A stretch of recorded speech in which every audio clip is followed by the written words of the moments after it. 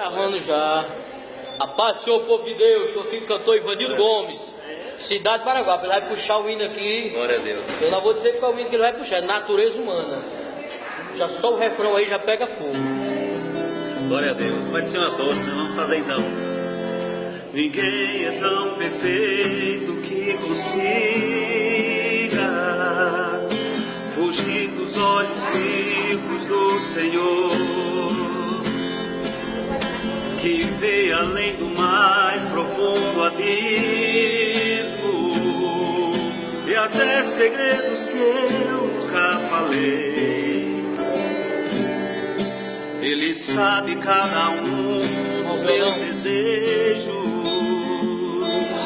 o que faço, onde ando, o que procuro. Conhece o meu passado e o meu presente e quer fazer feliz o meu futuro.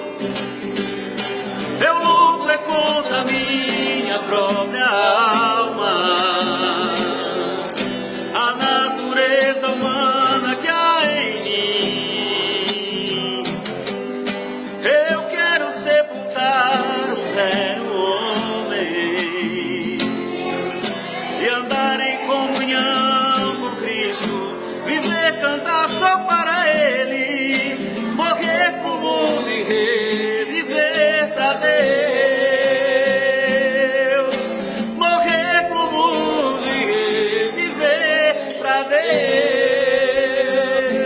Glória a Deus. É isso aí, povo de Deus. Vai pra todo mundo do WhatsApp, no Facebook aí.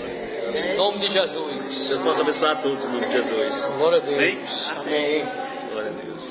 Onde é que para aqui?